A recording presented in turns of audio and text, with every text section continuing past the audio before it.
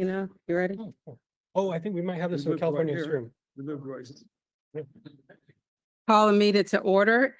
Today, Recording in progress. 2024, a special council meeting.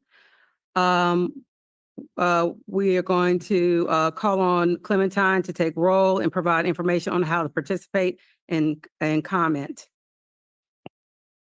Vice Mayor Barber.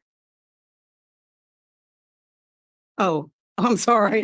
Present. Councilmember Garcia, Here. Councilmember Smith, Yes. and the record will reflect that Mayor Williamson and Councilmember Hoffa are not here currently. And information on participating in this meeting and providing public comment, including remotely by Zoom or telephone, is available on this meeting's agenda, which is online at isearchmonterey.org. Remote commenters, you will be muted until it is your turn to speak, and a timer will be shown on the screen. If you are connected on Zoom, the timer is accurate with no delay. In-person attendees must keep phones and devices muted to prevent audio interference with our meeting. And thank you for participating in your city government. Thank you, Clementine. We will have a study session today, but before we get started, we'll do the Pledge of Allegiance, and we'll ask Ed, Councilmember Ed, to get us started. Please join us. I pledge allegiance to the flag of the United States of America and to the republic for which it stands, one nation, under God, indivisible, with liberty and justice for all. All right. Thank you so much, Councilmember Smith. At this time, we'll receive a report and presentation on expanded path of history and anthropological research on Dutra Street. And I will turn it over to our city manager. Yes, thank you, Vice Mayor Barber.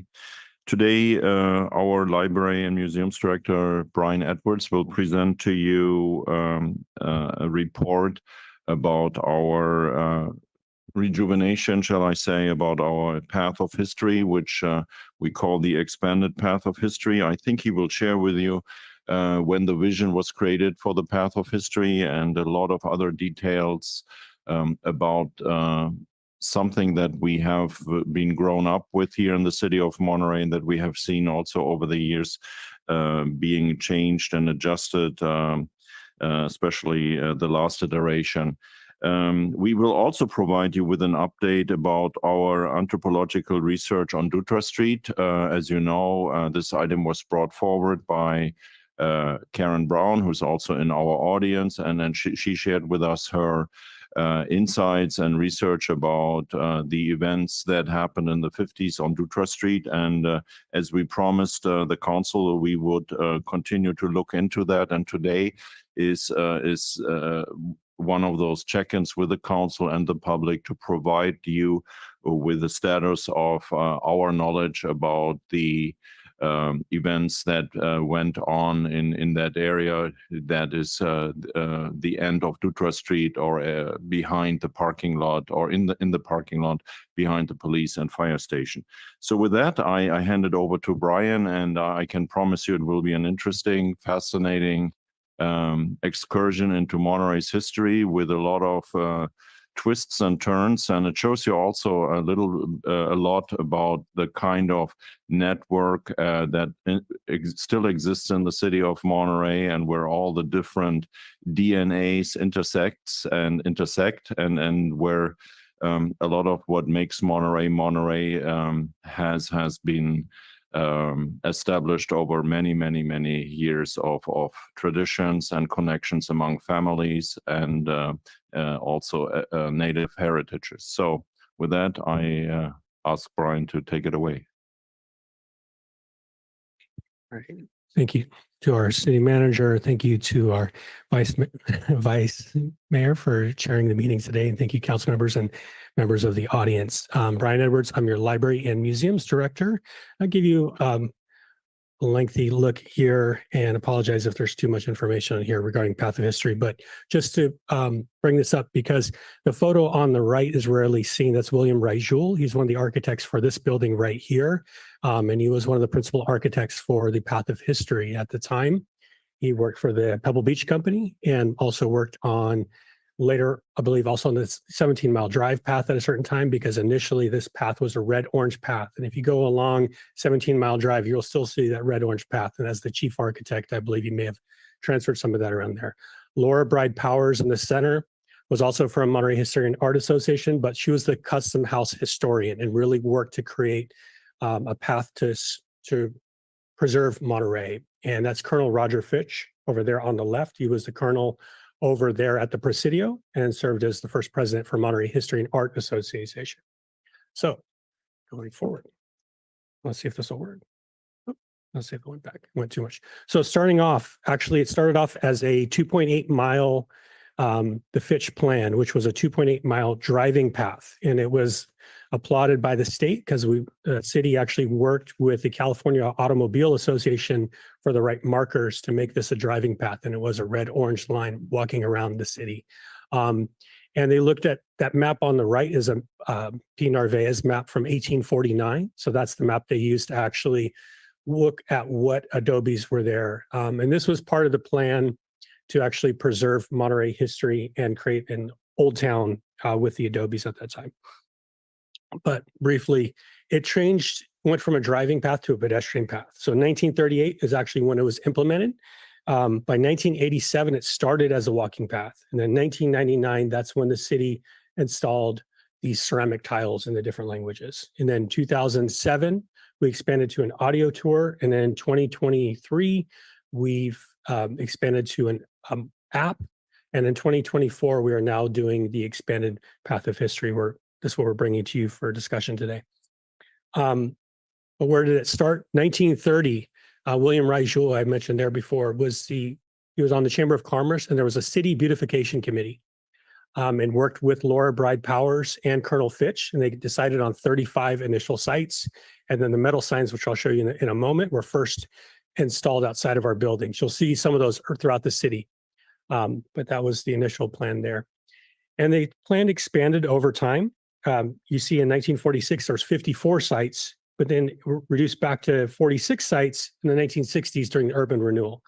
And I'll speak on urban renewal and some of the buildings a little bit later. And then in 1984, California Parks and Recreation, which is Monterey State Parks, California State Parks, installed 12 interpretive signs throughout the area. That's why I do think that people often believe that this is a California State Parks activity, but it was really City of Monterey with Monterey History and Art Association and Chamber of Commerce that started this project. So I think I still feel like we have the ownership of it. But the different tiles came on throughout the time up until 1999. And then there was a time when we worked with state parks on a Preserve America grant.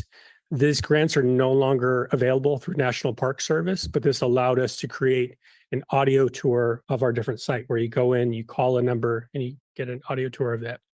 And at that time, we've now gone to 44 sites. So I mentioned the number of sites because some people think that it's been the same since 1938, and it is not. Where it has started has changed. Where the route has gone has changed over time. Actually used to start at the French Consulate building over there at the El Cerro. And the reason for that is because Monterey History and Art Association worked with the city to preserve that building.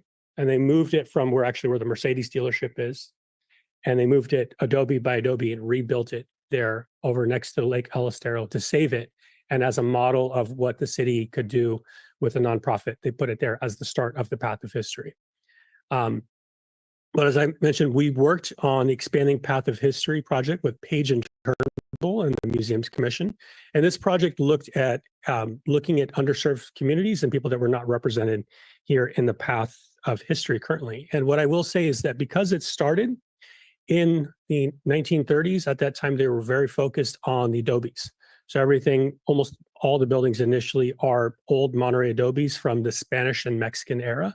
There weren't much going on regarding Chinese and Japanese immigrants. There wasn't much at all or anything regarding the indigenous members of the community. There wasn't anything regarding Victorian era of this. So there was a lot of missing areas, the fishing area, the cannery row, all of that's missing. So we came back to look at what sites were we going to look at. So with that, there's proposed additions to the current path within the old town. And some of that, as we looked at, is coming up with themes. So having thematic areas, which include Monterey's first inhabitants, Spanish Monterey, Mexican Monterey, early America, Victorian era, early 20th century, and then World War II and post-wars. And as I as I mentioned, because it started in 1930 to 1938, a lot of that happened there in Cannery Row on that is not included on there because that was active at that time being built. So just a couple of things on here. We have sites like the Semino House, and we have Semino Plaza, which is our transit plaza. And the important thing to think of people like Jules Semino is that he was one of the people that brought in the arts community, the French art community here to Monterey that expanded out to Carmel. So basically, where we have this thriving arts community through the region, that's because people were bringing them from San Francisco and bringing an artist colony around that time. So it's representing the stories between some of these people around here. Freeman's Mortuary is actually Monterey Museum of Art. I'll just touch on a couple of those. That was a mortuary for a while, and then a county courthouse. And before the city leased it out to Monterey Museum of Art. And the Carnegie Library is actually the model, I'm going to say the model, I'm sorry. It's our Carnegie Library on Van Buren is actually Middlebury's logo. So Middlebury uses that library as their logo, but that was a library provided for when the library had been in multiple places and multiple times. But in 1906, we built the library on Van Buren. We have just a number of other buildings on here that are just in terms of different stories about different people of times. And this is just in the Old Town era. And I'll come back to this just in a little bit later in terms of thematic elements. But one of the things you'll see around town, this was the original signs that these are actually in the shape of Colton Hall, supposedly. These were done in the 1930s and over time, but these have been missing over time. So people have basically, once they got removed, because often now standards for ADA, when you have a pole on a sidewalk, it's a little difficult to have a pole in the middle of the sidewalk. So when we do street work, oftentimes these get removed off of there. So these are missing out of a number of properties all throughout the city at this time. Path of History markers. The one in the top left sits in my office. That's a street sign that was used for a brief time, I believe, in the 1970s. The top right, it was done when it was the first walking path tiles on the top right. Bottom left is the multi-language tile, and bottom right is brass tiles, which you will see around town occasionally if you ever see those. They were used briefly for a couple of years, but were hard to see. With that, there's two different expanded paths where we looked at. One was on the Pearl District, and a number of these sites that are on here. The Pearl District is the name of the district used, I believe, by planning for a specific area where a lot of Japanese and Chinese immigrants moved in. And that's El Estero to the right, and starting off around like Adam Street, the Japanese American Citizens League, and it's surrounded over by Monterey Sports Center, Jack's Park. But for example, we'll go into here. So this is the draft path that we looked at with the Museums Commission and Page and Turnbull, the consultants. But Japanese American Citizens League Hall, Monterey was one of the only, or actually was the only city that we know of that the community got together and wrote a letter saying that they wanted the Japanese community back here in the community. And at the time, also, there was a single union for the fishermen in the area. Most other areas throughout the state, there was a Japanese union or a Sicilian union, Italian union. And this one, there was just a single union for people to have access to the fishing community here. So Japanese American Citizens League Hall is the only one that we're aware of also that was been in Japanese hands the entire time. The Jack's Park was active as a baseball field for the Sicilians, the Italians, the Japanese. And that's the kind of area right there where people really integrated here in Monterey, different cultures integrated. And just a lot of great stories of baseball and playing baseball on the field and then going fishing out there. So it was really building a community out there. We do have the YMCA. It was actually the USO building, and the Royal Presidio Chapel is on the path right now, and that's the oldest chapel here on the West Coast and possibly the longest active chapel in the United States is the Royal Presidio Chapel. And Lake El Estero has a number of important, it was cut into over time, was like a brackish marsh going out to the ocean. But that had importance to the indigenous communities here for thousands of years. And then it's been noted in different reports that possibly the village of Achasta, which is actually at the top of the hill right above where Lake El Estero is, and that was the known village of the Rumsen. The African-American USO is actually now the Filipino Hall, but when there was two different USO buildings there in here in Monterey at that time. And as I mentioned, the French consulate, there was a French that was one of the only consulates that we had there. We have the Thomas Larkin, he was the American consulate, and we also had the French consulate there too. So those are just a couple of the areas there, but we're trying to tell different stories of different communities in here and add it in there. And then New Monterey in Cannery Row. So the other thought was with working this is that New Monterey and Cannery Row really brought in a number of different communities there. If you look at we have the Cannery Row, the worker houses, which are initially those ones that are on Bruce Harris Way or right over by the aquarium. Those ones actually used to be further up on a lot. The aquarium bought a property and gave the houses to the city to use on a public park for interpretation. And we interpret those as a Spanish, Filipino, and Japanese families, because there were different communities came in here to work in the fishing area. But as you'll see, places like the Wing Chong building, where we still have the Wing Chong records, and that was also known in Cannery Row in the book, but the Wing Chong Marketplace, you can still see the original sign there on it, and the Pacific Biological Laboratories, the importance of that with Ed Ricketts and John Steinbeck. So that's where I talk about when you say the 1930s, these places were active. The Wing Chong Market was, people were still going there to buy, everything out there, and people were Ed Ricketts was selling things at the lab. I'll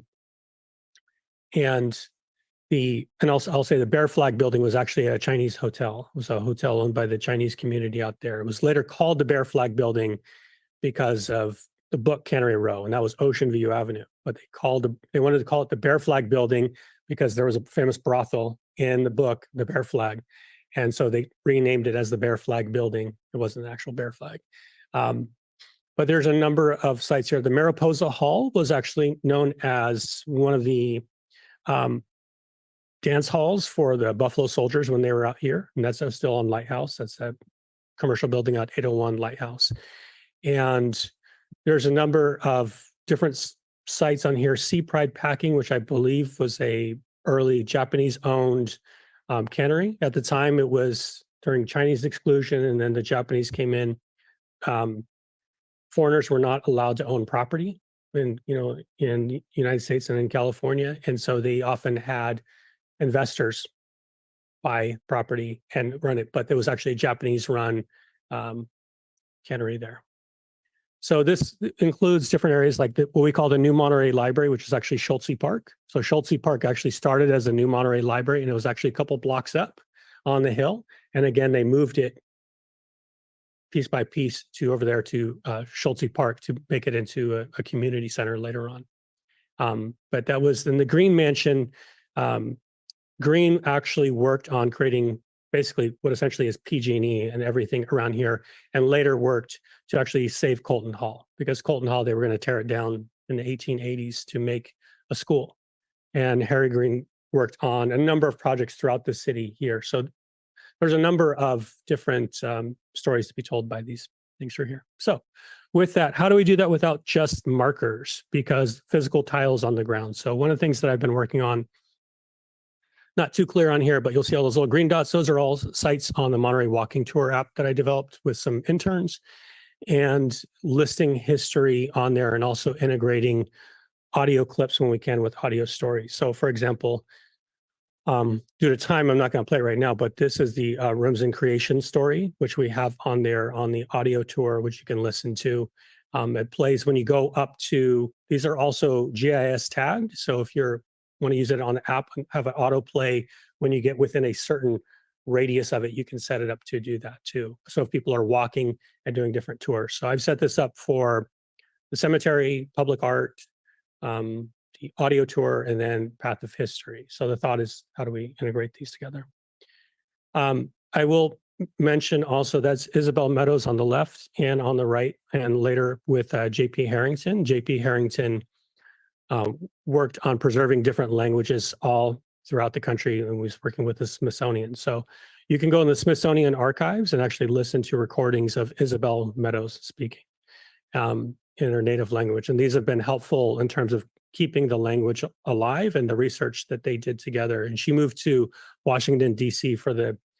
towards the end of her life and actually passed away there, but worked to really save language from this region from being lost to time. I will say initially, these are just some other files on going into Dutra Street. And these are initial, there was a name, Watoria, Duckworth Grant, who name was Walter. I believe they called him Watoria, just maybe as like a Mexican or Spanish nickname at that time. But he initially owned this parcel. You'll see Hartnell Gulch running there, and the gulch ran. Right now, there's streets that ran over it, and the gulch has been covered up over time. Over the decades, basically doing street work, they've put it into tunnels, they've diverted where it went in, but it was a natural place. And initially, I'll go to the next slide, but you'll see in there, the streets are different. 9th Calle de Este, Pierce, Calle de Norte. There was a South Fork of the Gulch, Calle, there's the Stokes Adobe in the bottom right. But that is the original grant. And then going into Juan Baranda, who gave it to Jose Baranda. This is block 114A in our path. So from what I can see on there, 1835, Walterio Duckworth looks to be the owner. And then by 1849, it was transferred or purchased by the Baranda family. So it's important to know that, around 1830 or so, the Mexican government had done a number of called diseños, and diseños were land grants, and they marked what your property is by natural marking. So there's a lot of hand-drawn markings of maps, or when there would be like, by this creek. And when California became a territory in 1848, a couple of things happened. One was that the United States came in and said, these aren't exact, so we're going to come back in. But they had signed a treaty with the Guadalupe Hidalgo saying that any land grant, any that you had given to any Mexican citizen were to be honored. So at that time, though, I think it was 1851, I can be corrected on this, there's the federal government also called for treaties with all the Native American tribes all throughout up and down the state. And those were actually brought to the Senate, but not voted on. And they were hidden for 50, 60 years. And those were treaties that basically were to provide land and access to different tribes throughout the state. And we're still seeing repercussions to this day from those decisions. But these were the hand-drawn maps that we're seeing there, as you'll see the diseños at that time. By 1884, you'll see there the property was called Gordon. And it was, the street was called Gordon, not Dutra yet. Gordon, Madison, Pacific, and then there was the Gulch. There was 4 properties at that time, and later on 14 parcels by 1913. So it had split a number of times on there. So with that, by 1884, we had the Barandas there, the Shines. The Shines were a French family, Soler, Waller, Gonzalez. The Barandas came in, they were part of they initially came in as under the Spanish expedition, I believe with the De Anza expedition. And by 1913, you saw the Shane family, the Duckworth family, which was original land grant, Miller, Horton, Escol. Escol family also lived over at the Stokes Adobe, later on, Valle, Santos, Perry, Allen. So there was a number of families that have been in here over time in this property.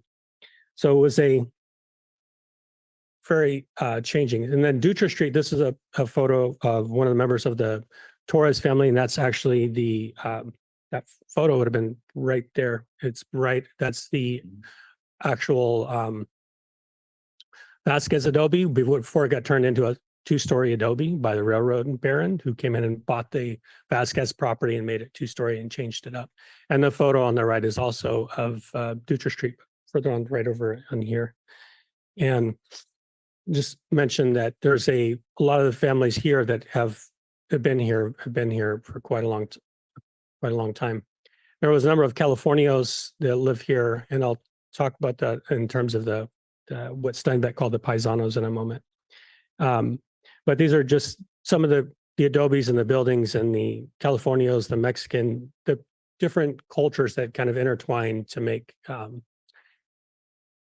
basically Monterey as it was. There's a photo. This is the first time I'd seen this when I was doing research. This is actually Hartnell Gulch, and that's El Cuartel behind it. And El Cuartel was built, I believe, around 1830 by the Mexican government, and it was the capital of Alta California. It's where the first public library was actually housed, was when El Cuartel. That's where the first school was at one of the first school houses there was school classes was in El Cuartel. But that's Hartnell, what we call Hartnell Gulch, right there in the front. So you'd be standing, I would say, looking down the street. Trader Joe's would be on your right. You'd be kind of over by Stokes Adobe right now, going right through there. But Steinbeck wrote the book Tortilla Flat, and I'll talk about some of his inspiration in just a moment too. But he says, what is a paisano? He is a mixture of Spanish, Indian, Mexican, and assorted Caucasian bloods. His ancestors have lived in California for 100 or 2 years. He speaks English with a paisano accent and Spanish with a paisano accent. He is a paisano. He lives in that uphill district above the town of Monterey called Tortilla Flat, although it isn't flat at all. Some people see him as that, think that Carmel Valley or some couple streets in Carmel are there, but also there's a lot more inspiration on Dutra Street and on Johnson Street on that. He dedicated the book to Susan Gregory, who's there on the left. She was a Monterey High School teacher, and her grandfather was William Hartnell, was known, as for Hartnell College, and also he was the Spanish language translator for the California Constitution Convention in 1849. But she ran the Spanish program at Monterey High in the 1930s and 1920s, was a writer, collected stories about Latin American stories.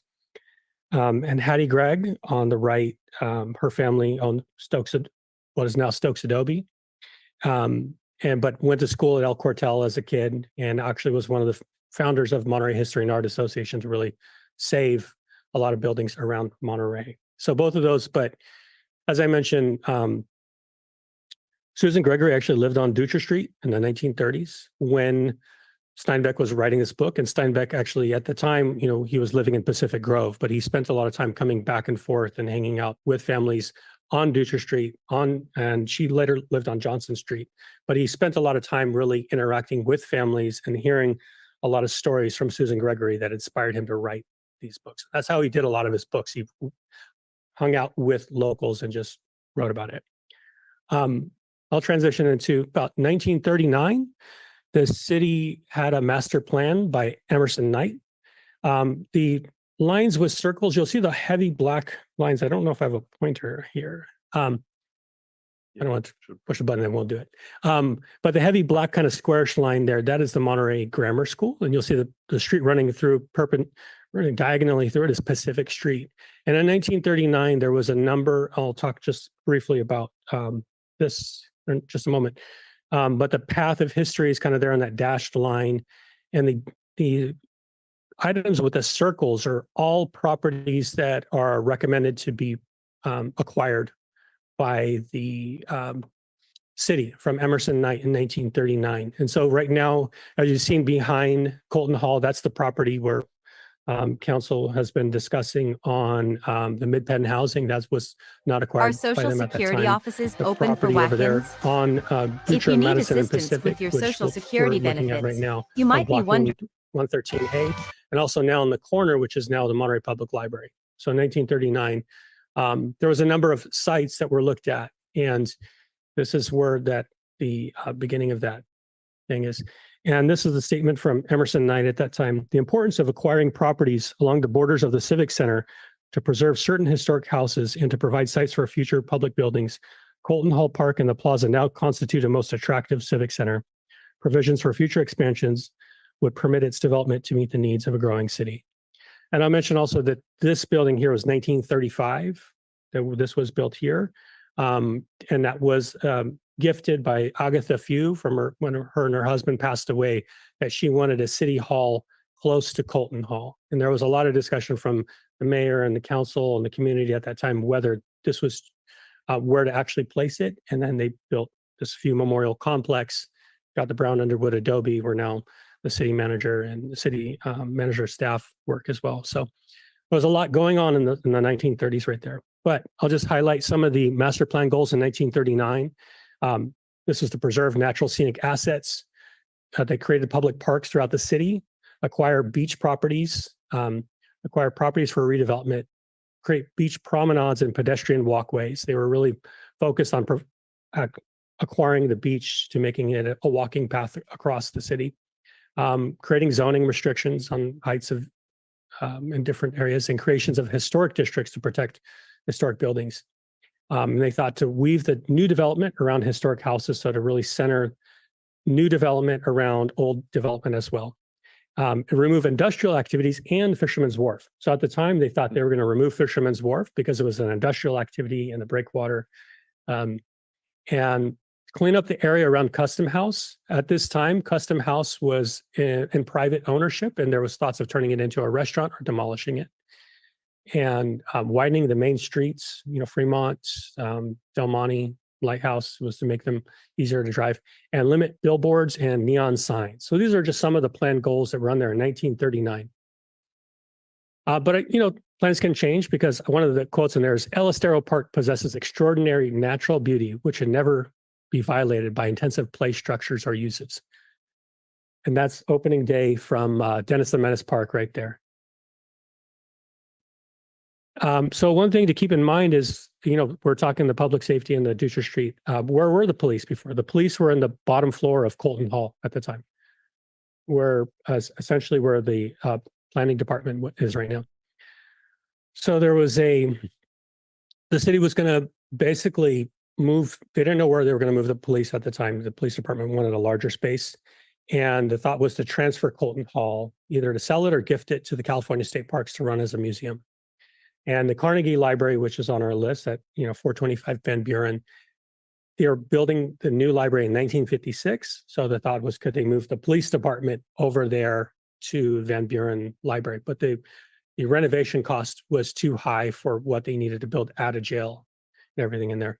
The other thing to think of is that the old Monterey jail, that old jail, if I urge everyone to go inside and look at those cells, that was active until 1956. And even in the 1930s, the state was saying, you guys need to shut that down. Oh, wait a moment. So the fire department had a location on Calle Principal, and Monterey Police Department, as I mentioned, was on the first floor of Colton Hall. So after that, there was 1956, there was election for Measure A, allocating $350,000 in bonds towards building a new public safety building and acquiring property. So the funds to acquire the property on there. And 76% voter turnout at that time, 3,765 yes, 1,688 no voted at that time. So everyone make sure the election's coming up. Come up, make sure you cast your votes. 1956, this is a property map. These are our Sanborn fire maps. So you'll see the different lots in here. I want to right on the bottom, that's Pacific Street. Madison runs up and down with the the dashed line. Dutra is there, and then where the pink building is, that's essentially where you would see the Hartnell Gulch. And these are basically the properties that were all removed during that period of time when the city came in with eminent domain and removed the properties. So with that, this is a kind of an aerial shot. If you can see the kind of to get a look at it in the bottom middle is around where we're at now at the Few Memorial City Hall. Middle left is the library, that kind of diagonal building. the large street running through the center is Pacific, and you'll see there's the large oak tree, and I'll speak of that in just a moment too. The large oak tree in the middle of that kind of Dutra Street property, and then the trees running all along Parknell Gulch. The tree was important as well to that community because it was said to have been the offspring of the tree that was the Father Sarah oak and Gaspar Portola oak and Vizcaino oak, which was actually the marker for when they landed in Monterey and founded Alta California, was that oak tree. And at one point, the city doing, I believe they were doing, what is it? They were digging trenches for pipes, and they cut the roots and killed the tree. And the tree was thrown into the ocean, and Harry Green basically paid Japanese fishermen to go out there and fish it out. And so that tree piece of it sits in San Carlos Mission now. But that tree was the offspring of the original Father Sarah oak there. What But year was this? What's that? What year was this? Oh gosh, I have to say this. It was before it's probably early 1900s, because the tree was also turned into two chairs, or they turned it into two chairs from the limbs. And Panama Pacific Exposition in San Francisco, I believe in 1913, it was the chairs were displayed there as part of it too. So it was early 1900s, I think, was saved by the Japanese community, probably around 1907, 1908, I believe. That photo is from That was 1956. 1956. Yeah, that's right when the library's been built. So I just want to mention on this is our 1956. This is the records I have from Polk directories as well as transfer record. You'll see on the top, this is Dutra Street on the top, the owners, the occupants, sale price, and notes. So one of the things coming across when I was looking through this is that the reason I added Dutra, Madison, and Pacific, because you'll see areas like the Shane family, which is the French family that had been there also since the late 1800s. Their property extended from Dutra Street through to Pacific. So they had two houses on these properties. And the Gota family, which was a Japanese family there, they had the 645 Dutra and 647 Dutra.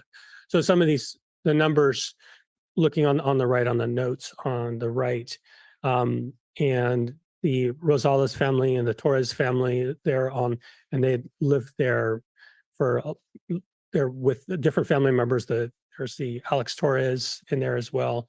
And I'm sure Rudy and Karen and Phil can speak more on these ones too. But these are just the different properties that were sold at different parcels at that time. On Madison Street, I did see, and I don't have a reason why some of these were higher, but you'll see it like, for example, Gaetano DiMaggio, that was another Italian fishing family there. He had 2 lots of land. So that was on 424 Madison, that was on the top. The Catino family, that was a 4-plex, so that sold for one of the highest, $29,499.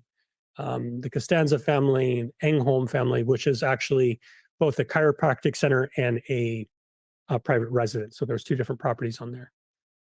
So going back, there was also the Shine family, which I spoke of before. The Perry family, which Manuel Perry's been here for years, and there was a number of. It was very much like from what I've seen over the census records and Polk records directories. There was a very working class neighborhood at that time. 1959, El Cuartel opens, is what they called the new public safety building. They combined the fire and police at that time and built it so they could say they can expand it out for the future. But there's the oak, which is no longer there, but that oak was actually there to save, and they specifically try to keep it in the property. But I'll speak also, at the time, there's been over history, and this photo is kind of dark in there right now. But that's Casa Serrano. At the time, it was an Italian restaurant. But at Casa Serrano, if you've been there for events, that was actually going to be torn down to be a parking lot. Mayo Hayes O'Donnell Library, which was actually a Presbyterian church, was a little red church, was going to be torn down, and that's moved to Van Buren Street. The Fremont Adobe, which is actually where Parker Luceau Bakery is at, that was supposed to be torn down. Custom House, as I mentioned, French Consulate, other buildings had been torn down over time. And these were just the adobes at that time. And these ones were saved because Monterey History and Art Association tied them into their history and what they wanted to save. But a lot of areas, Victorian buildings especially, were torn down 1950s, 1960s, 1970s. And this is urban renewal. So basically, there's one quote right there in center. For many years, Alvarado looked like Bomb City in its unfinished state. And so with urban renewal, the plan was to really at that time, there was, this was one of the initial thoughts at that time. Plans for urban renewal began taking shape in the 1950s with the realization that the lower end of Alvarado Street could be rehabilitated. Its bars and its shady reputation replaced with businesses that would give a boost to the city's tax base. The original idea was that old buildings would be knocked down, better ones would go up, and the area would be transformed into a jewel-like commercial area anchored by a major department store or two. J.C. Penney, which had for decades occupied a smallish building near the other end of the street, was clearly interested. There were rumors that Macy's was interested too. But the retail complex idea soured. So this is where, sorry. Around that time, the Del Monte Center was starting to be built. And so that's where the ideas of the conference center came in later on. And that did take down a number of businesses there for the Portola Hotel. The conference center was all big part of urban renewal about creating a longstanding tax base for the city of Monterey. This is Custom House. As you see, it was a driving path around there in around 1950, right there at that time. And I'll just mention a couple of things. Urban renewal, this was Alvarado Street there, the 1950s. And I mentioned earlier, the 1930s, where they said, we're going to remove neon signs and large billboards from the city. This is around that time. But you also had a lot of this happening. You had a lot of old, buildings being torn down around there. So with that, I like this photo of this, which looked like Nana watching the watching the construction and everything happening there. This is on Alvarado Street. And next step. So this is my final slide. Sorry for the long presentation. But this is the urban renewal signs that were displayed in Monterey. You'll see in the center of the Monterey Urban Renewal Agency. And my thought is integrating stories for how do we expand the stories of the Esselen and Rumsen nations in the path of history as thematic elements around areas to tell them with stories, because I think the audio stories are more telling than markers than people walking through. I think people have to engage with the space in a way that gives them more context to the history of there. And the sites like Tortilla Flat, which is still in print today, gives us this tie-in of the different communities that were here over time that different people have talked about and everything, and just expanding what are out there. But with that, we have, I've attached the report and from Page and Turnbull, and happy to answer any questions or anything.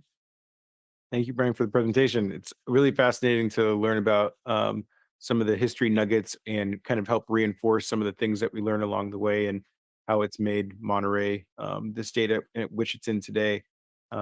Really excited to see what you and your team are doing and appreciate your time. I'll open it up for questions to the council. Dr. Barber. Awesome. So impressed. So insightful. Just learned a lot more in adding to the history of Monterey. Very thorough as well. So I noticed you talked about the path of history and you were talking about the different markers that they had. Is there promotion?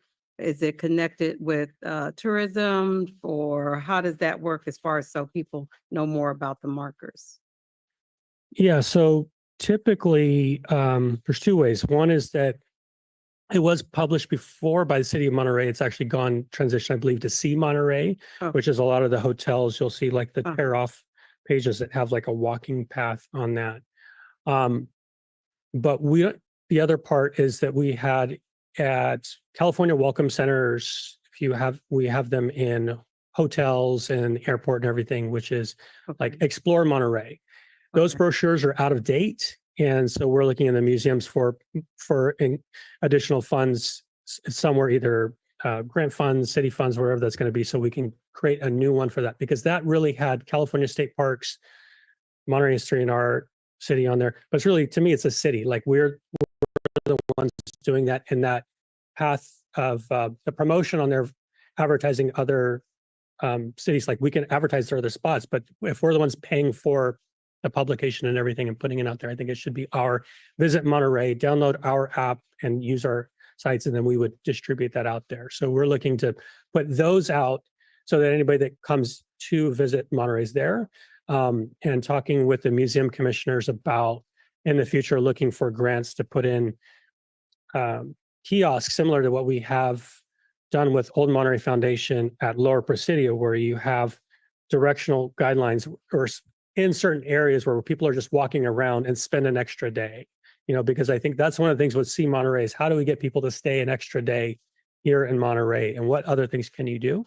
So having it walking paths and explore more, and having some small kiosks which are multi-sided and have maps to the area, QR codes, how you download and learn more would be ideal for us.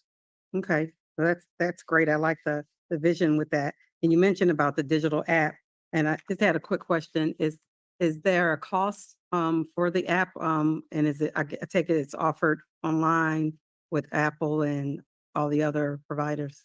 There's no cost for the user. It's part of our museum's budget.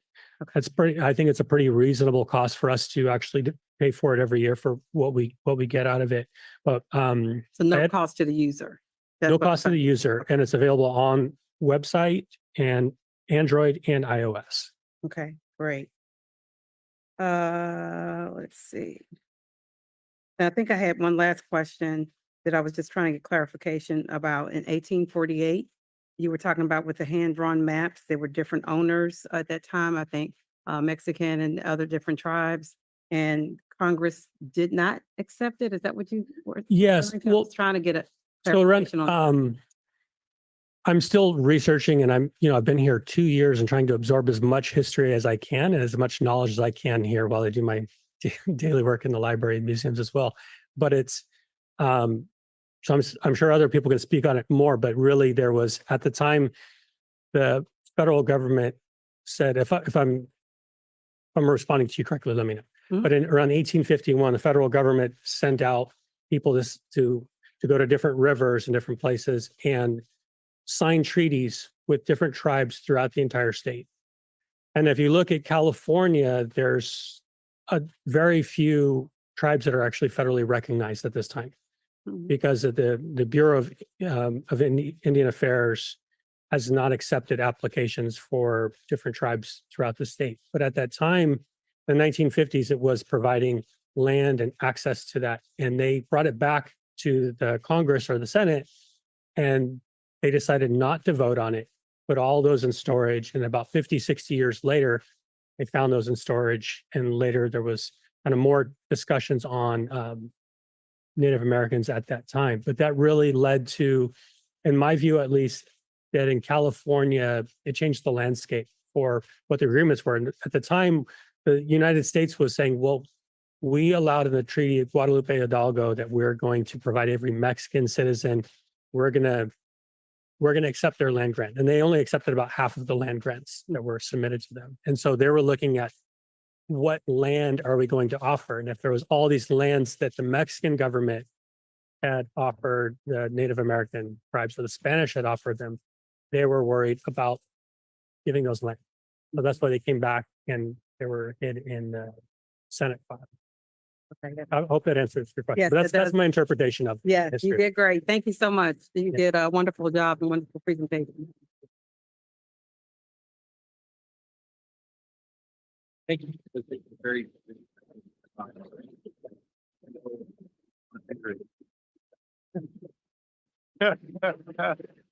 So. One of my questions from the. Yeah, you check off your questions there. Yeah, so for the new person that might be paying attention now, could you give a little advertisement in terms of where we have some things that people would be interested in seeing? our collection of our museums, Mhm. the artifacts, and where is the majority of the artifacts that the city of Monterey owns? And we have some that are hanging on our walls, but I think the public would want to know where can they see the rest of things that are in the history? Sure, you're going to talk about the library inventory. Yeah, well, the library was gifted a collection, I will say, I believe in the 1950s, 1960s, which was kind of rather unique for the library to have a collection of art as well. But most museums generally put out about 5 to 10% of their actual collection and rotate it out. So most collections are sitting in archives. So we actually have a vault and an archive of collection. But the city, we have a number of these paintings which are actually sitting. We have about 400 pieces of art in the city that rotate in there, but these ones have not really rotated here inside of City Hall. But city offices do have different artwork inside of them, and the city staff can request for us to rotate art inside of their office in there. But inside of Colton Hall, we have a number of paintings and portraits in there. And then the Presidio of Monterey Museum, there's a number of paintings, portraits, and information in there, including items that were sent to the Presidio of Monterey Museum after the Stanton Center transitioned from having a lot of their collection focused on the maritime. So we have objects in there. So you can find, but we're still finding things. We have loads of stuff to process. Actually, on my thumb drive, I have a video that I just had received yesterday from 1940s storm damage. It was an old 8mm reel from the Monterey Police Department. They took over storm damage of the storm coming in on the wharf and all the boats crashing in there. And so I just got that digitized. I sent that in, and those kind of things where I'm finding pieces out there. A lot of these are in storage and waiting to be explored. But I think we're really interested in exploring things out there. And I will say also the Monterey Angels, which you see out there every year. Those are not California State Parks. Those are our city of Monterey. We lend them out to California State Parks to put on their buildings. But we have those in our collection and display those out there. So that was just a long way of saying that our hope, and there's a lot of work for us. It's a very small team. It's a part-time, and one person works another part-time of her job, and myself that work for the museums to do this work. And so we need to actually transition all of our collections into an outward-facing view so other museums, other galleries know what we have. Because when people do an art show and we are able to lend out an Evelyn McCormick and it comes out their City of Monterey collection, I think that's a value to show the other people in the community that we also care about art, we care about culture, and that we have that in our collection. So that would be another one of my long answers. Yeah, great. And also you mentioned that it was one of those lists where I suppose it was in the 20s or 30s where they had a list of things that were their priorities. And one of them was dismantle the Fisherman's Wharf. What was interesting is a lot of folks don't realize that there was actually a third wharf that come down many years ago. And when I was a kid, I could see, parts of it still there. But I've been told by some of the folks that I know that are on Fisherman's Wharf that much of what was there wasn't necessarily in support of fishing. They had garages. There were car garages being worked on, a tow service, and there were fish markets and there was a few restaurants, but there was a light industrial down on the Fisherman's Wharf that was really in conflict with the support of the fishing industry. And most of the fishing industry was using the other wharf and the one that's no longer here. So it's interesting history to see how, thank goodness they didn't tear it down. And you're correct. The historical value. And you're correct on that, because they do show in there's value basically of having the fishing industry. And they said even just people coming by to see the activity, people like to see the nets coming out and the fish coming in. There's a number of people that just like this activity. So that activity, and they were concerned about industrial activity and being so close to the natural environment. Right. I do know from research, I mean, we're 40 years of Monterey Bay Aquarium, but there was actually talk of building an aquarium in the late 1800s here in Monterey. And people said there's not enough people are going to come and visit it. So, what happens over time, you see, I think time has a cycle, and, Yeah. you see these happen. Well, the John Steinbeck and Doc Ricketts helped. Yeah. Thank you. I have a few questions, but thank you, Brian, for the presentation. Very, very informative and just fascinating. And I really appreciate how you condensed quite a bit of information into your presentation. I reviewed the report, and there's just a ton. I mean, great read, right? All kinds of things to learn there. So thank you for the presentation and giving us a glimpse of all this information. I have a few questions about a variety of things here. With so many eras, I mean, it's a good, healthy list of eras that are included in the report, and you touched on a few of them. It's I wonder for the person who's interested on going on this path, like how do you process all that information, right, about the various areas or eras, but even more so for the application, right? Like I'm curious, how does the visitor either select information from the various eras, or how is that information put together where you cover, right, various eras? Like, just if you could speak to that a little bit. Yeah. So, I mean, a couple parts of that. One is that my vision is getting a couple more savvy interns from Cal State Monterey Bay or Middlebury to help me out with this, because it's a lot of time to really build the content. Like literally, like I was going out with an intern from CSUMB, and we were taking photos, like walking around and tagging everything of like where everything is, so it was a lot of time to go through that. But my vision for it was, right now, the original path at 2.8 mile, that said you were going to drive, right? Everyone's going to drive in that specific path. Or the walking path that we created in 1999, that says you're going to walk this specific path.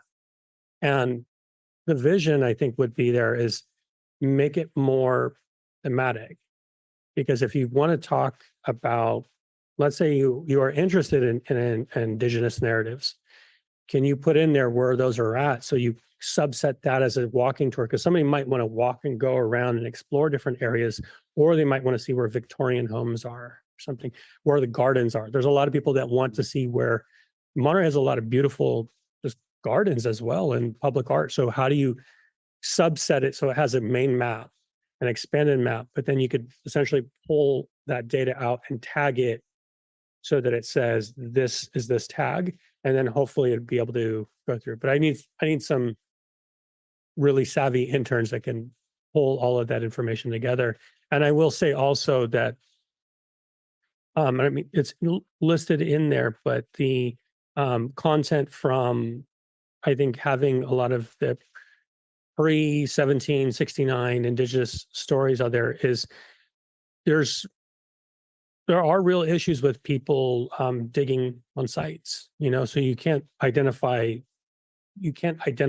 always sites without input from the tribes to say this is okay to share. And that's where I think also the thematic areas, because all of this was their land. And so where can you put on the importance of Lake El Estero? Where can you point in if they were the first abalone divers, and they know that based on the shape of the ears, the people coming in there, like they dove for abalone and they knew how to prepare it. So it's like those kind of things where, like, I think that's more than just a marker. I think that's a story. And I think it's thematic rather than location specific. So I think that's where we would want to work on. How do you build that kind of, story in there as well? So that's what I could see in the future on that. Awesome, thank you. And I guess to add to that, another question that I had was, and you touched on it a little bit also, a focus maybe outside of the path. And really what comes to mind for me is walking through, for example, Oak Grove. I've noticed there a good number of Victorian homes, right? More so than in other parts of the city. So like identifying, if there are landmarks to begin with, and then bringing some attention to those properties as well. Another question that I had, I'm wondering if already there is, is there maybe thought about creating some type of programming for our schools where at, certain grade levels, students can come out and actually walk this path as well, right? Or part of it or whatever. Any thoughts about that? Yeah, so actually I'll say not exactly, I'm working with Monte Vista's kindergarten teachers. They're going to bring 4 classes so we can talk architecture of here of City Hall and Colton Hall. And that's actually next week. I'll be working with doing 4 different classrooms. But I'm looking at hiring an on-call person to help out right now with 4th grade curriculum, because 4th grade is typically where California history comes into play. And I know sites like, Custom House, which if you don't already know is historic landmark #1 in the state of California. But Custom House there, they get class visits all the time, and they really have everything designed around 4th grade curriculum, because that's when the classes come in and there's hands-on. Where in our, since I've joined on here, like the text for the old jail came from 1983, hadn't been changed since 1983.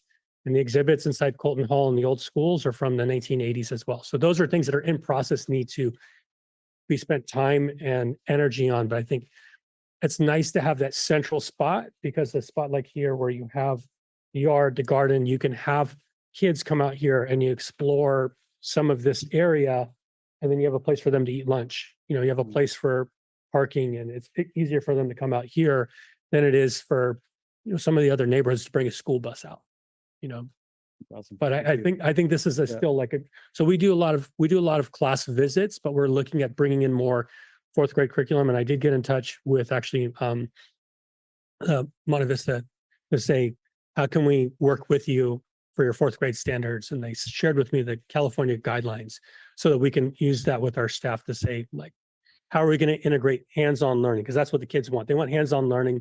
A lot of times they don't want to say, like, hey, 1849, this person was here, 1850, this person was here, 1851. They want to experience it and learn and write their own constitution. What values would you have done if you were building a constitution today? What would you put on it, right? Mhm. Sign your name where the people signed their constitution 175 years ago. How would you do that?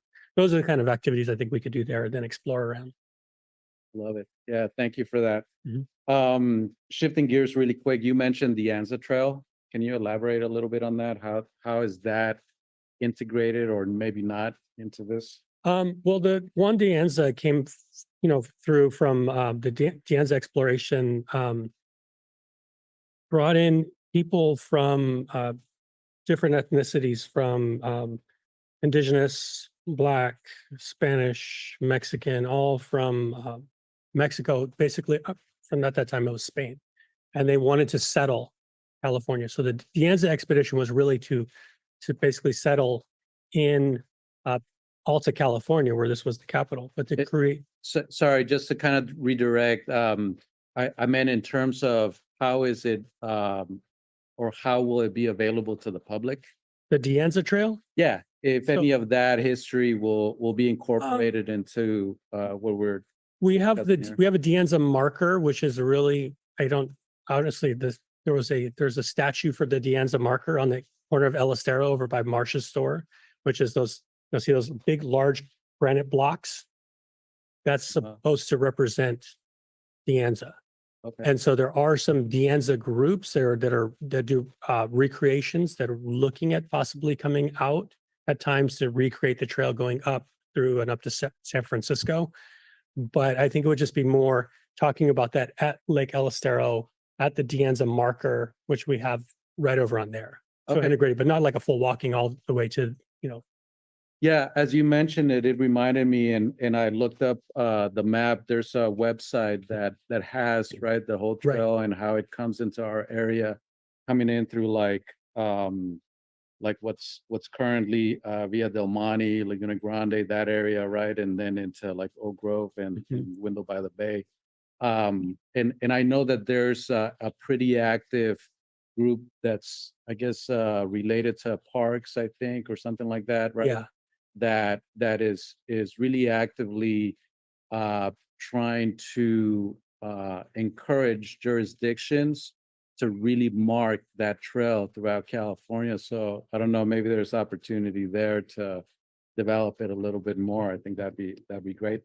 And then the last question I have, my kids have played sports at Jack's Park for many years, and it just occurred to me that I don't know who Jack is. Do you know? David Jacks. Who is it? David Jacks.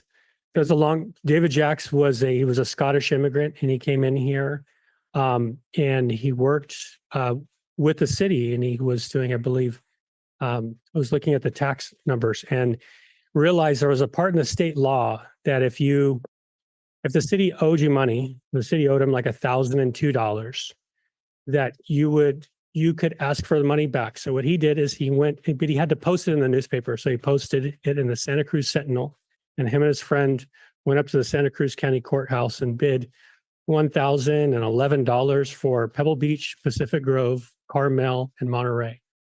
And he basically owned thousands of acres. Huh. And this was a guy that came from basically nothing, and he now owned pretty much all of it. And so David Jacks was heavily religious and created, Pacific Grove's colony over there, which was a Presbyterian colony. And that was just Pacific Grove by God, Carmel by the sea, Monterey by the smell. But he was the one there. And then I think he possibly stole it, but there's Monterey Jack cheese, but there's thoughts that he stole it from another recipe from a farm in the area. But then he left a legacy with his family, who then got into philanthropy and really donated all throughout. They donated lands back. So the El Estero donated back. Jack's Park was actually donated by Margaret and Vida Jacks, his daughters, to the city of Monterey with the service of creating that as a ballpark. They said, we want to build these as a ballpark and we want to protect land. So Don Davy, Jack's Peak, a lot of these parks around there from David Jacks and his family that lived out here. And Margaret Jacks, they owned the Pacific House. I think for a while they may have opened the Custom House. They owned so many different properties and things. And then I think there was a lot of bad blood against David Jacks because he came in as a settler, and then all of a sudden, hey, I own everything. And so the children really got into an active donating to Stanford, creating UC Davis, so many different things all throughout the region to give back everything, including original, like a lot of the collection, going back to the art collection that's at the library, was actually donated by the Jacks family from a collection of artwork. And the books were from Margaret Jacks as well. So there's a lot of history coming in here intertwined. Yeah, no, thank you for that. I Yeah. learn something new every day. And of course, Thank you.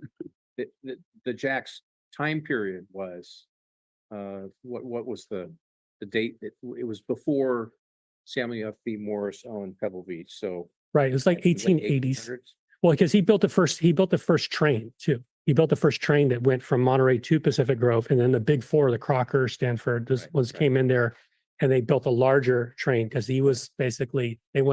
Crocker came in. So, later for SFB Morse took it over to build Right. Hotel Del Monte. And as I understand it, the Jack's legacy at that time, the population of Monterey and Pacific Grove, there was no seaside, there was no marina.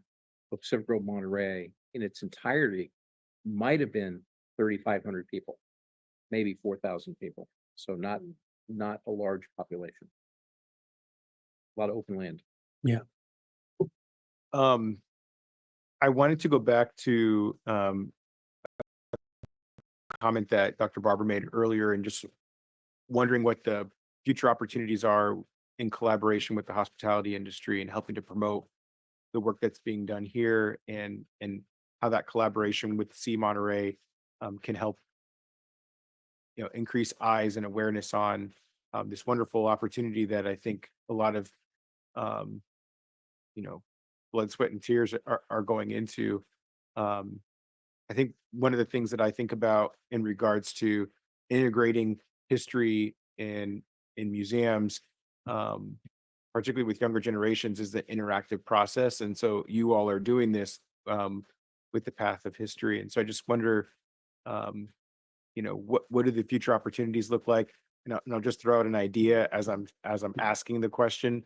Um, I know folks are probably familiar with like the Pokemon Go app, right? But you have the virtual reality, and so could there be a virtual experience as people walk up that makes it a little bit more interactive for them to be able to see something displayed as they're standing there and appreciating that space while they're there? Yeah, I think there's some of that, which is that there are ways for the VR, which number one, you don't want to wear a headset when you're walking up and down, crossing the street. Only of when you're course, right? standing still. But on the phone where you have to overlay like a photo of an area to do that. And I know I've talked actually with folks at the Fisherman Wharf, for example, who've been interested in doing something like that with all of the old restaurants and businesses. How has Fisherman's Wharf developed over time? Because a lot of it's staff capacity. I will say it's a lot of work to do a lot of these things. And I have a full-time job running the library as well, so that's a lot to do on there. But what kind of collaboration on there? I think looking at where their strategies are for how they highlight, because I mean, that was the thing, is that Monterey, to me, Monterey is unique, and that Monterey, there's a reason Monterey is not Seaside, Monterey is not Pacific Grove, and Monterey is not Marina. We are Monterey. And there's a reason that people come here to explore the stories and explore the history, as well as the conference center, as well as other areas that are part of Monterey. But, you could see people, just like locals, tourists, everyone just walking and exploring a garden, having lunch there. Where can you sit and have a nice day out here in Monterey and spend another day? And so I do think, I've talked with the chamber as well, and I've met with the City of Monterey before, but I think once we get these new, promotional materials, how can they help put that out there, or even work with us to help? I don't know if they have money to cover the cost or not, but it's something that we need to work on to actually design and share out and spend time to really develop this out. But for people that are not aware of all the history, to really come in here, spend some time, learn, walk and explore. This is a fantastic walkable city, in my opinion, too.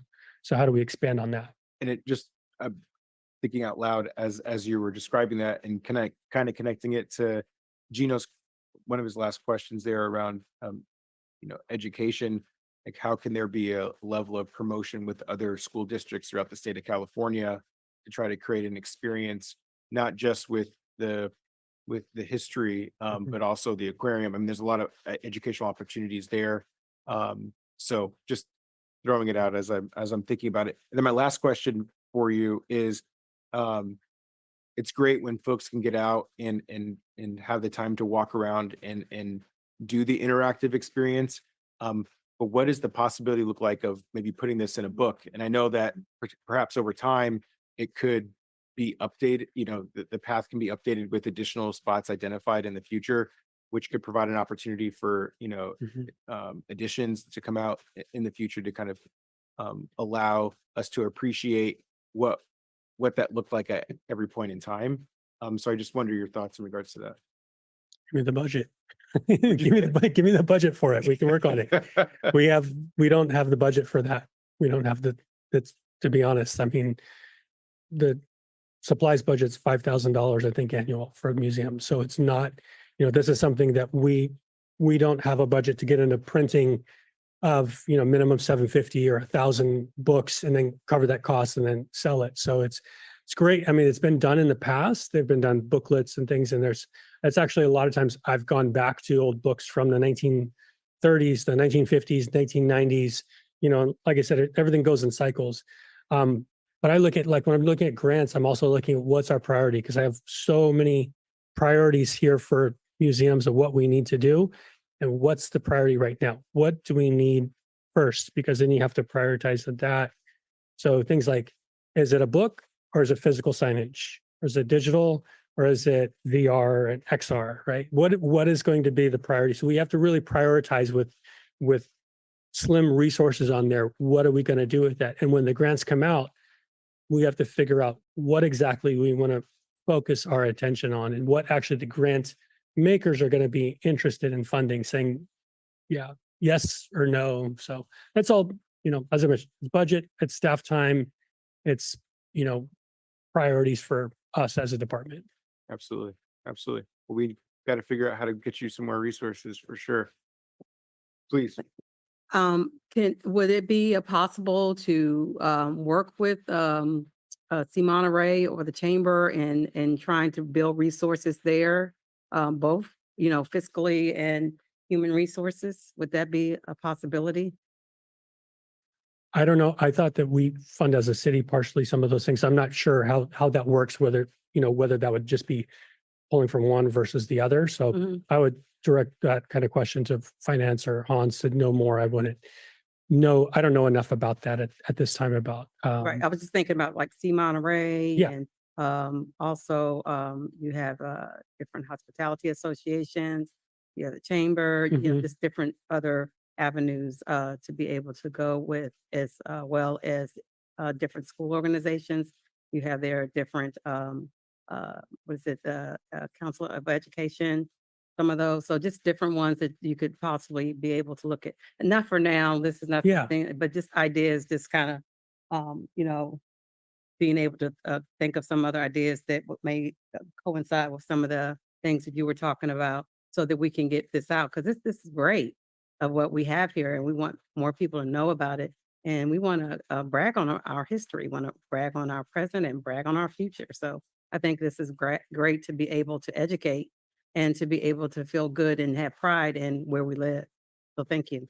When I think one way for us to think about this too, and this is kind of just more speaking out loud still, right? But I think one way of thinking about it is how is an investment in something like some of these things, it doesn't have to be the things that I said, but any of the ideas that maybe aren't higher up on the priority list, how is making a bigger investment in these things a return on investment for us?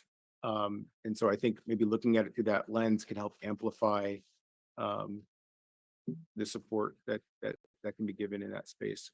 And not necessarily just specifically from public dollars, but otherwise too. So I understand the need for competing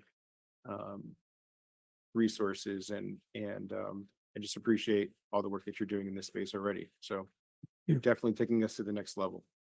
So, and you're very knowledgeable, and I feel really, I think I can speak on behalf of the entire council that we're really fortunate to have you join the city.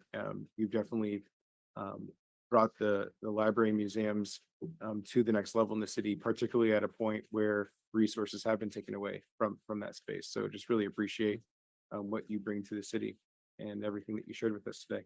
Thank you. And also thank you to my team and also I just want to do a shout out to some of our staff, including Avery, who was helpful in getting me some of my documents, and Dennis Copeland, who's out there, and our museum staff that helped me throughout the process with this too for any research. And I appreciate the council. Okay. Mayor, Yes, please. one thing, I want to plug more for visitation to the library. You talked about, Mayor, a book, and I know that we have a lot of local authors that have done books that are sitting in our library that are local resources. I know there's been several books done from Chinese authors that have talked about their era. I would imagine that there's some on our indigenous history, certainly from the Italian Paisano history, John Steinbeck and all the rest. So fascinating authors that are local that are available at the Monterey Public Library. So on the C Monterey piece, I'm on their website. And so I would think that when we get our artifacts to the point where we determine what it is that we want to push, like the updated Path of Local History, audio files and that sort of thing, that would be an easy play from the platform of C Monterey, which would be, collaboration fairly easily done Mhm. with a click from their site that takes us to Right. the app so that people can, discover those locations to walk. And certainly would want to include our Art and Historic Commission that would be able to help navigate that. But there is so much, we have to determine what's the priority for the visitor, where they get to it and see and walk in the areas that they want to walk. And shout out to our city manager. Monday, I was here on the campus and a couple were sort of wandering around and looking, and they were looking for historical pieces, and our city manager gave them a tour of Bolton Hall, the backside, the jail. How do you know Because I was there. I watched you at work. And so the history, it's amazing how folks, they are walking around and visually they go, huh, wonder what that is. And they start to explore and they're looking for, signage, some access point to that. So kudos to our city manager who knew the history to be able to give the tour of the place. But I think that that's generally, we get a lot of questions. Our employees get a lot of those questions. And our employees are very knowledgeable about where stuff is and why it is and what some of the history is. So I'm constantly seeing, our folks, our staff that are pointing not just to a place to go to lunch, but at a building, at a garden, at the historical piece. So Yeah. Thanks for keeping history alive. Appreciate it. Thank you. Righty. And with that, we'll go ahead and open it up for public comment. So for folks in the chamber, if you want to identify yourself by raising your hand or standing up to the left of the podium. And then while we're allowing folks to maybe stand to start lining up, we'll check online for folks on Zoom if you can use the raise hand function via Zoom. And I'll do a countdown for a cutoff for 5, 4, 3, 2, 1. We have one person on Zoom. So how many folks do we have in the chamber? We have 2 standing. 4, 5. Yeah, if you are able to stand, I would it would make it easier if you could stand up to the left of the podium. So if you want to speak, go ahead and stand up to the left of the podium. Yeah, so 5. If you're not able to stand, feel free to remain seated and just identify yourself by raising your hand. Just raise your hand. No, go ahead. Bob, you're good. Bob, you're good. Yeah, we're good. Sit down. Yeah, we're good. You're up. Okay. Maybe we can let you go first, Bob, since you're standing. Bob, why don't we let you go first? Why don't we let Bob go first? Anybody else that's sitting that wants to speak? We have 2, 4, 5, 6 in the chamber and 1 online. All right. Bob, take it away. Yeah, my name's Bob Evans, and I'm on the Museums and Cultural Arts Commission. And what has bounced around here on the surface has to do with the dollars. It costs time and energy and money to do all these wonderful things. And so I think it's something you want to include in your budget discussions each year. I went on the web this morning and just searched for Monterey Path of History. And the first thing that pops up is See Monterey. But you look at their map and what they're promoting, these are all commercial entities. These people have something to sell. There's nothing really about history. There's some nice pictures, but it's really about the commercial side of Monterey. The other interesting thing I found was a website called Adventures of a Hometown Tourist. This is actually a guy that lives in PG that has quite a nice walking tour of Monterey, including an interview with one of the people that is a docent at the O'Donnell Library. Lots of good photographs, but he's put a lot of work into that, but it's from 2008. So, these things require continual monitoring and updating. I think one of the things that would be a big help is to make sure that the Monterey City website and any other websites like our neighborhood website have a link to the STQRY app that Brian has put a lot of work into. And of course, if there were dollars or people, that app can be expanded tremendously. And having something on the web means that people all over the world can look at this sort of thing and may get inspired to do something more than just come to the aquarium. So the digital side of the world is really important. And back to the interactive sort of thing, we've talked about, but haven't been able to find any money of having interactive displays in Colton Hall, where people,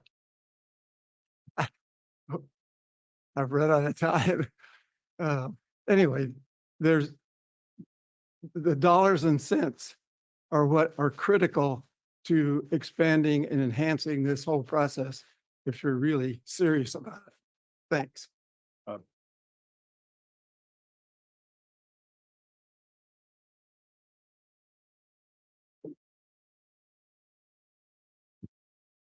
Good evening, ladies and gentlemen. My name is Rudy Rosales. I'm a tribal leader of the Estland Indians in Monterey, California. I just signed a contract with the city of Monterey to work on the Dutra Street job as a monitor. And I was listening to Brian talk about the pathways and everything else, and I've got pictures for Dutra Street for you people. You want them? Yes.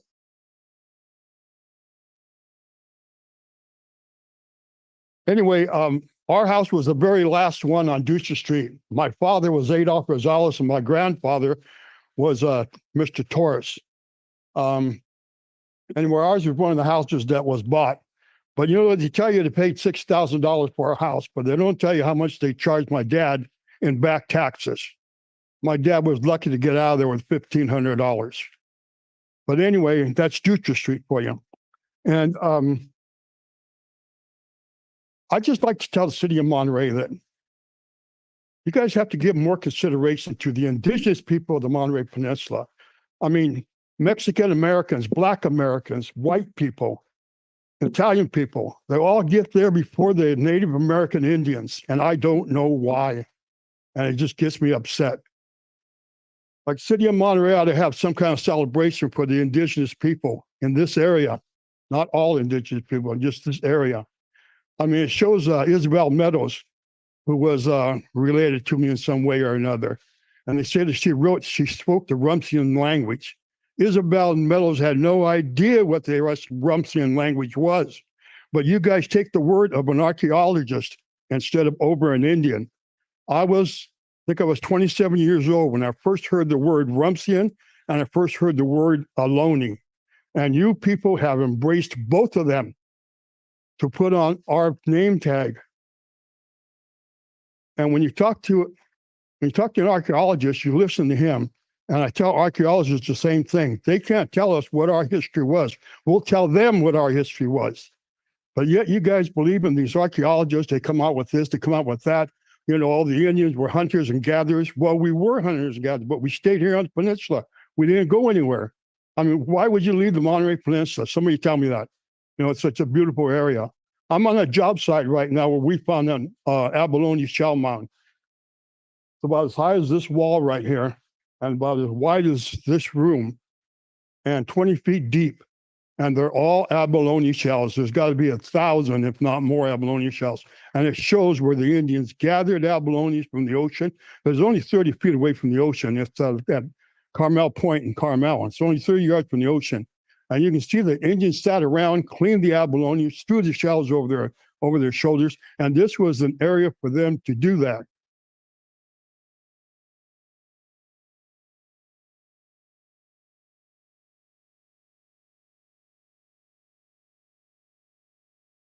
Good evening. It's evening.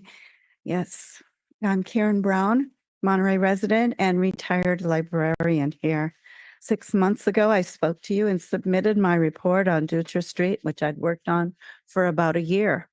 There were some pieces that Brian Edwards was able to find that I did not, but I think it would be a great thing for you to look at the two together because I noticed I'm so happy to come back today and be able to discuss this more with you.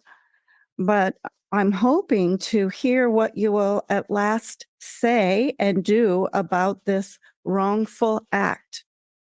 I'm grateful to Dr. Barber for this opportunity, and I'm happy to read that the Indigenous experience is referenced in the Path of History plan. But my offers of assistance have been ignored, and the historical part of today's report and presentation don't even mention the village. That is not fair to the people who lived there and their ancestors and the rest of our citizens. The purpose and terrible, in the written report, the purpose and terrible and now illegal process is glossed over in one bureaucratic sentence. The use of the passive voice and just compensation without referencing the actions described in my report is not just. In fact, there was a vote about the plan to make the new Civic Center annex over here, but it only talked about that need. It didn't talk about the people. And it barely made a 2/3 vote that was required. And certainly there was not 2/3 in this neighborhood. The use of, I already said that. Ignoring the words of Mr. Rosales and the research of Mr. Laverty and other sources referenced in my report and offered by me makes this process longer than it needs to be. I'm happy to see there is a plan, but the one described here is vague. And I fear that without recognition of past wrongs, it might be seen as just a piece of paper. A plan without a purpose. It might leave us all with an unanswered call to do the right thing. We are a community with a conscience, and this is a council with a conscience, but that conscience is not well reflected in this packet or the representation today. I can't believe that this is the best we can do. I'm glad to see and hear more today, but I suggest you look at the reports together and see what something is specific that can be done to right this wrong. Thank you. I plan to give this before his presentation. That's why I had to keep looking at it. Paper.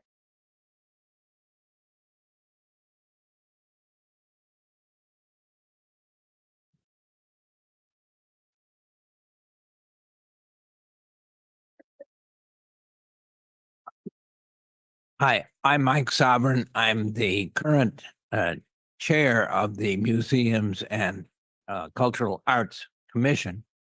And I must say, I'm torn. Brian does an amazing job. He's got a great mind for the history and what is going on now. And he does things that I just am amazed at how much he can get done. But he's one man who runs the library and all of the things we've been talking about today. And the staff is essentially one part-timer, and his secretary who does, again, a great job. They're doing wonderful things.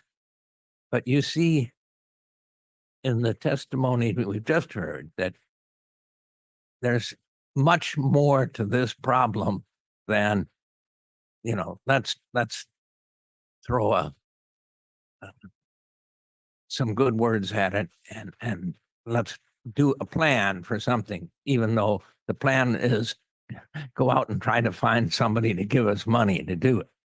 I just think we have to restaff the efforts, or we're going to see increasing problems. Thank you.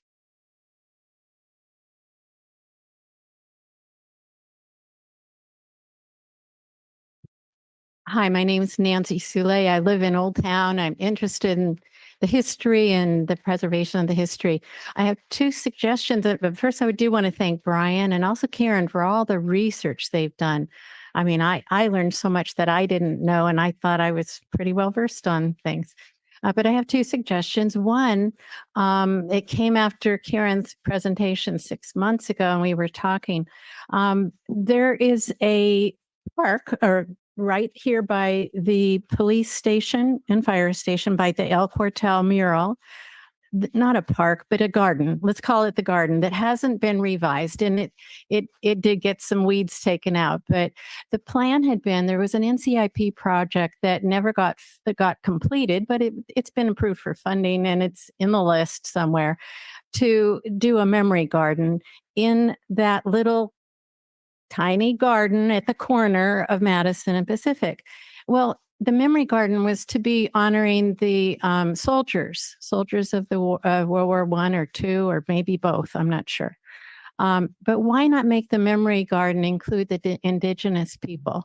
Why not honor still the soldiers and the military people that were lost? And I think it was intended to maybe list names. I'm not sure how that ever got, because it hasn't been completed or finished. But how about including maybe a big granite rock and a plaque and as much as you can about the indigenous village that lived right over in that complex area. So that's one suggestion. The other one is something that our Old Town Neighborhood Association, when we did our website, and I have to give kudos to Max Troyer, who is our webmaster guru, for putting together and coming up with how he could put on our website, which is oldtownmonterey.org, a path of history link, and it's also a walking path for the historic homes of Monterey. The two link together, but on that, when you click on our website on Path of History, it goes to the map. It shows you the current, and I'm not sure how current considering all the revisions that have been made, but the Path of History. So you could actually go down and find the streets where they are. And then there's pictures of some of the buildings along the Path of History. So when you're doing your revisions, why not expand on that, which linked, by the way, that map and the buildings were from the California State Parks. So it was just a link to the state parks part, but use what's already been created by the state parks, expand it with all these other areas. And I do just want to say that if you go to the historic homes, you can click on any home you're in front of at the historical plaque and get pages and pictures and all sorts of details, and you could expand it that way. Thank you.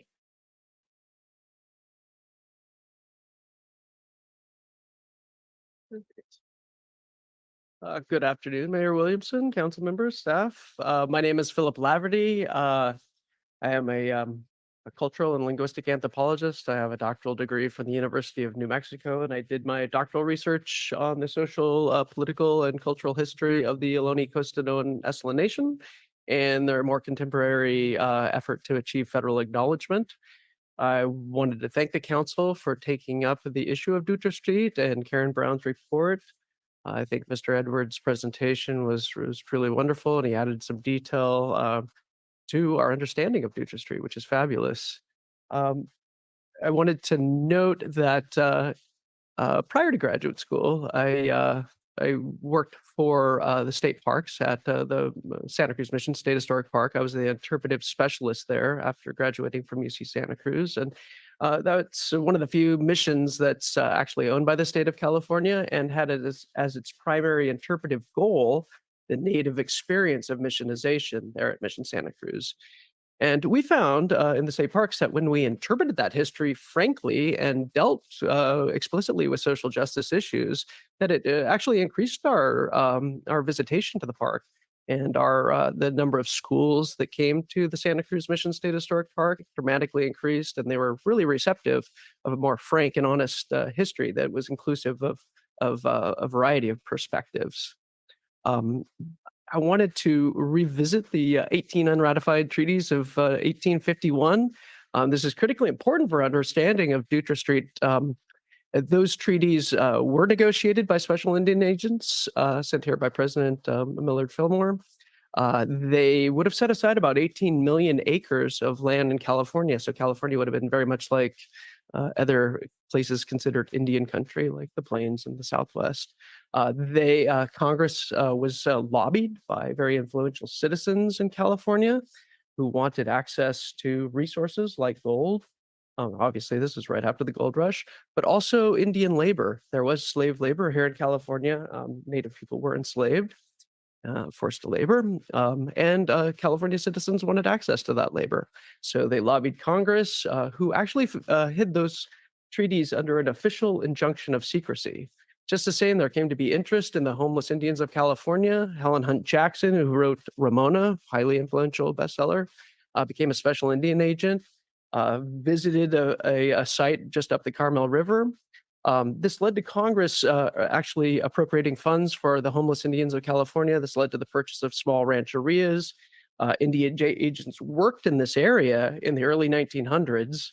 And in 1910 and 1912, C.E. Kelsey developed a special Indian map that listed the Monterey Band here with a population number of 50. And that was clearly Dutra Street. And we argued that this, in fact, constituted prior unambiguous federal acknowledgement. Way over time, but just wanted to fill that in because it's a critical aspect of local Native history. Thank you. All right, we'll take it online to our online speaker. Go ahead, please. This is the telephone caller ending in 902. This is Nina Beatty. I want to thank Mr. Lafferty and Ms. Brown for speaking on this topic and providing much needed additional clarification on issues. I'd like to know from Page and Turnbull and the city staff if they consulted with tribal leaders, also including Amamutsun, which is not in Monterey, city of Monterey, but have done their lecture series at UCSC, which I attended once, and I wonder if city staff have ever attended those, on historic trauma. If they've read the book Cross of Thorns by journalist Elias Castillo, which is extensively on the Monterey, what happened here. I've seen over, as I've lived in Monterey over many years, the mythologizing of history, presenting only the European, I guess you could call it a version. With Portola and Sarah's statues, it's been very Spanish-centric and deferential. The Merienda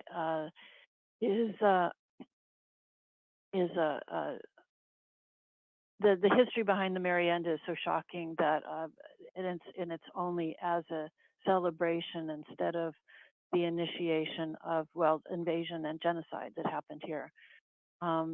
It's important to identify sites where atrocities happened regularly, like the Royal Presidio Chapel.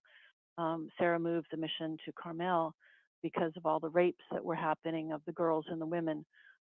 There was child trafficking in many of the missions, including here. There's the mission bell that was donated to the city at the Lake of El Estero that needs to be removed, given back to those people. The tree that the Spanish destroyed, the sacred tree, that needs to be marked. So much of the sites, they were erased by the Spanish, the Mexican government, by the Americans that followed. And so finding sites is difficult. I think that events in the absence of especially very fragile sites that are buried and stupid white people would dig up artifacts, that there need to be events, gatherings, where they are brought back and their presence on the land that is theirs is acknowledged. Land theft is so huge. We're essentially all squatters on their land. Relanding, rehousing, that needs to be a priority. What boards are they asked to speak at? Not beyond necessarily, though I think that's important, but they need to be asked regularly to speak about what happened here. As far as fundraising, why aren't you creating a coloring book out of the California Angels, or doing fundraising around the Angels, and lectures and events where I want to see, and finally, I'm running out of time, but I want to see a copy of Karen Brown's report posted on the city website and available for the people of Monterey to see, and as well as Dr. Lafferty's work. I think that that's really important for Monterey residents to see, as well as housing and all available housing divisions that the city wants to build.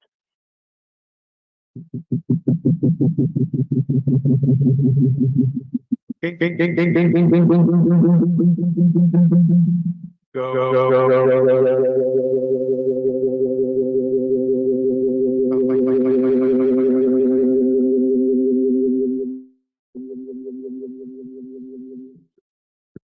we try now? Oh, okay, we're good. Go ahead and close public comment, bring it back to the council. Thank you, everybody, for providing public comment. I do want to recognize and give appreciation towards Dr. Barber, because I know that she's trying to help bring forward the work that Karen's done in regards to her research. And I know there's been conversations with staff, and we're going to be looking at incorporating something in the near future.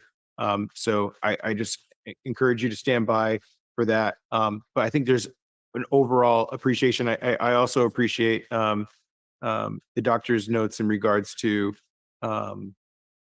the need for integration of social justice within our history, and how that can amplify, further eyes on the work that's being done in our region. So I appreciate you adding some color to that. Any last comments from my colleagues? Dr. Barber. Yes, thank you so much for everybody, and just learning so much more about our history, and even more about things we should know about. I went to Nancy's Old Town Monterey, and this is fabulous. I don't know whether Brian, is he still here? Oh, there he is. Okay. Sorry, I'm short. I can't see past here. What you've seen, what they have on there for the path of history. And of course, I know it would probably need to be updated for the things that you talked about, what actually that we lose or some that we add. But they have a really nice path of history piece on their website. And, maybe we can get it on other of our neighborhood associations' websites. But this is a really good one.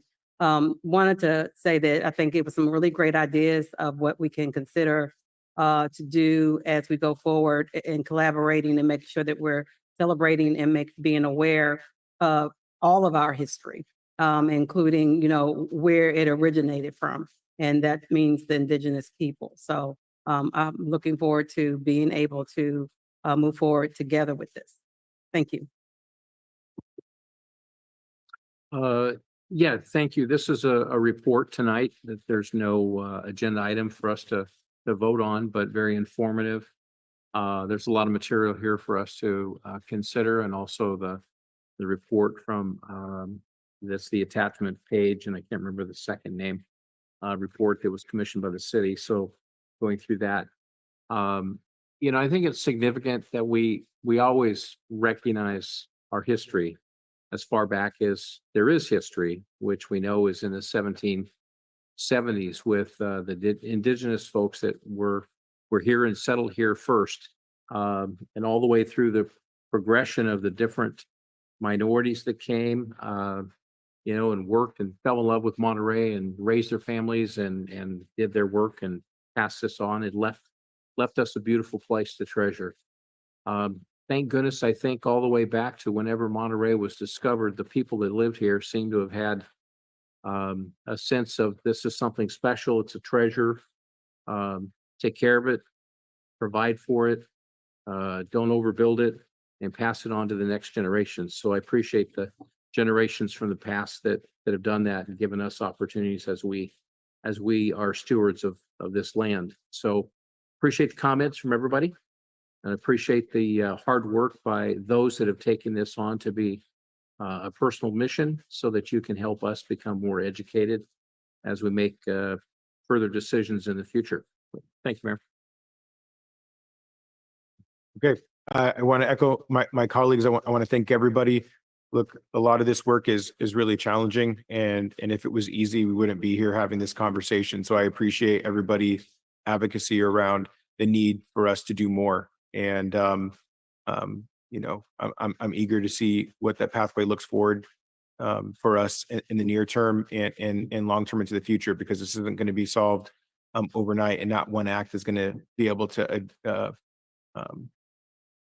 address all the atrocities that have happened in our history in the region. So I appreciate the work that our library director is doing to start steering us in the right direction. And we're always open to feedback. So if there are specific ideas in regards to what these efforts might look like, you know, I encourage folks to reach out to us and share those, you know, in writing, and then as we continue to have these discussions on the council. So appreciate everybody for being here today. And with that, we'll go ahead and adjourn the council meeting. Thank you, everybody.